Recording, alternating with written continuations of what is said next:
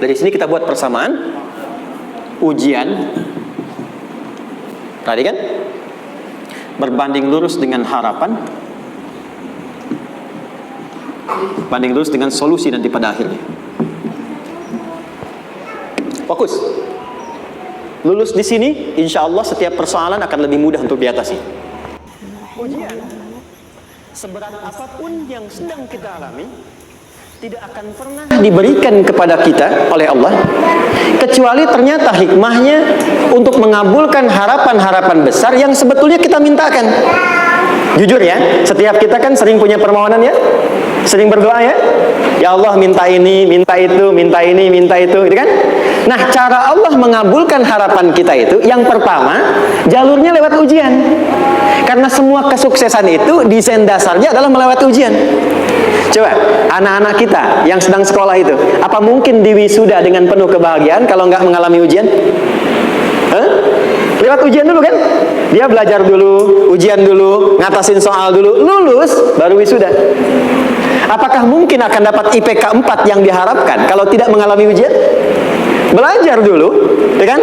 Ada waktu, sempat dia bangun malam, siang, dan seterusnya belajar, keringat dan sebagainya, baru bahagia kan? Dan ternyata belajar itu untuk diwisuda. Sebab kalau kita tidak belajar, mustahil dapat wisuda. Kalau tidak lewat ujian, mustahil dapat ijazah. Karena ternyata harapan itu, hukum dasarnya dalam berkehidupan, bisa diraih dengan melewati ujian. Ini poinnya. Jadi mohon, kalau sedang mengalami sebuah peristiwa dan kita harus menghadapi itu, coba renungkan, sebetulnya pernah berdoa apa sampai kita mengalami itu, sehingga dengan jalan itulah sebetulnya Allah ingin mengabulkan harapan yang dulu pernah kita mintakan. Jelas? Oke, satu. Yuk turunkan rumusnya pelan-pelan. Quran surah kedua ayat 286. Ini kesini dulu, baru nanti kita balik lagi. 2 Al-Baqarah ayat 286. La yukallifullahu nafsan illa usaha. Tahan sampai sini. Lihat baik-baik. Hukum yang pertama. Hukum pertama. Allah tidak mungkin menguji seorang hamba di luar batas kemampuannya. Di kaidah yang pertama tadi, kalau kita sedang diuji, sebetulnya ada harapan dan doa yang pernah kita mohonkan dan Allah ingin mengabulkan itu, jalan pertama lewat ujian. Tapi adilnya Allah, tidak akan pernah kita diuji kecuali sesuai dengan kemampuan kita. Jadi kalau nggak mampu, nggak mungkin diberikan ujian. Ingat ya, kalau tidak mampu, tidak mungkin diberikan ujian. Artinya, harapan yang kita mohonkan pun akan sesuai dengan kemampuan kita. Jadi kalau kita minta sesuatu nggak mungkin bisa menggunakannya, nggak akan dikasih. Nah, balik ke sini untuk memberikan ketenangan kepada hati kita. Kalau sedang menerima persoalan, setelah kita mengatakan, oh ini mungkin ada harapan yang ingin saya dapatkan, jalannya lewat sini. Untuk memberikan ketenangan kepada hati, begitu persoalannya tiba, langsung katakan pada diri kita, saya pasti bisa menjalaninya. Mustahil saya diuji kalau nggak mampu menjalaninya. Itu bahasa singkatnya. Ingat ya, kalau ingin mudah menyelesaikan persoalan, kata Quran, setiap ada ujian, langsung katakan pada hati kita, insya Allah bisa. Nggak mungkin saya diuji kalau saya nggak sanggup. Jelas? Dan tanamkan itu pada hati yang paling dalam. Ini nggak mudah. Kalau cuma disimpan di pikiran, jadi beban. Tapi kalau Anda tanamkan dalam hati, seberat apapun masalahnya, pasti saya sanggup, pasti saya bisa. Pernah lihat dulu ada acara 90-an Benteng Hattori? Oke? Benteng Takeshi ya? Takeshi ya, gitu kan artinya kan bisa jawab ya. Tahu Ninja Hattori mendaki gunung lewati lembah ya, tahu ya. Songgoku, Songgohan, saya tahu itu. Songgoku, Kamehameha, Piccolo itu yang nulisnya Suzuki Watanabe, saya tahu itu. Ya. Benteng Hattori, balik lagi ya. Benteng Takeshi ya. Puncaknya kan main pakai itu kan, pakai tank ya dan sebagainya. Tapi pernah ingat gak satu episodenya itu? Begitu akan bertarung, kan selalu ada motivator di sampingnya itu mengatakan, ayo kamu bisa, gitu kan? Dia nggak ngaji Quran tuh, kita punya ayatnya. Pernah nggak? Buka lagi ya dulu ya. Oke. Korea, kenapa bisa nyusul Jepang? Salah satunya, waktu Jepang itu maju, setiap di Korea itu ditanamkan dari mulai anak-anak TK-nya. Kita harus lebih daripada Jepang, harus lebih daripada Jepang. Sejak anak-anak TK. Sejak anak-anaknya TK itu ditanamkan betul. Kita bisa, kita dari TK. Sehingga ketika di sana bikin Honda, sini Hyundai.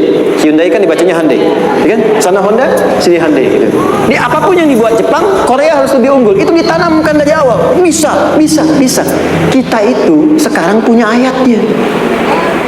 Jadi kalau sedang punya masalah seberat apapun, katakan pada diri kita, insya Allah bisa. Gak mungkin diuji kalau nggak sanggup. Bisa insya Allah.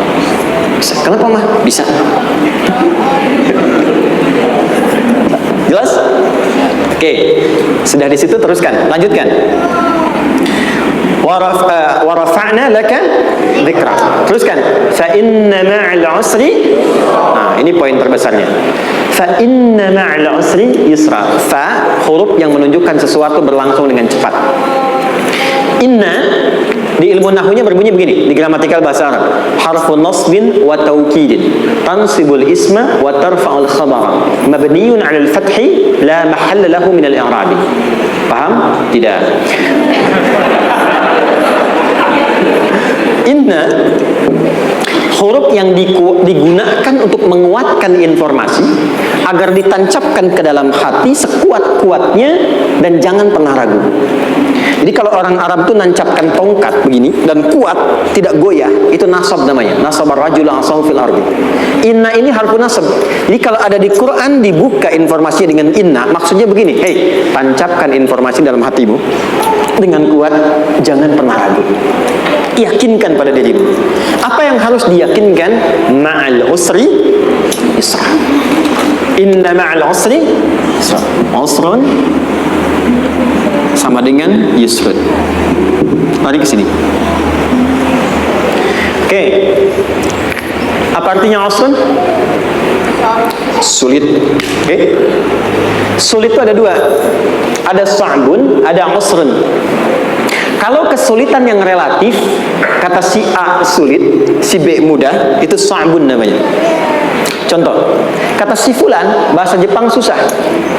Padahal kata yang lain tidak. Saya ke Jepang, anak-anak kecil begini bisa bahasa Jepang, gitu kan? Bagi mereka mudah, gitu ya. Saking mudahnya gitu. Atau shiwa, gitu. Anak-anak kecil, bagi mereka mudah, bagi kita belum tentu. Itu sa'b. Innal lughatal yabaniyah sa'bah. Relatif. Tapi kalau kesulitan yang sifatnya mutlak, semua orang mengatakan sulit. Maaf, bawa mobil, sulit atau mudah? Bukan mengendarai ya, bawa mobil, bawa. Sulit ya? Sulit ya? Baik, sepakat sulit semuanya. Nah, itu dalam bahasa Arab dikenal dengan usrun. Kesulitan yang semua sepakat bahwa itu susah. Sulit, semua sepakat. Dan ketika ada orang bicara, aku sedang punya masalah begini, semua mengatakan, wah itu nggak mudah, itu usrun namanya. Lawannya, kemudahan yang relatif disebut sahlun.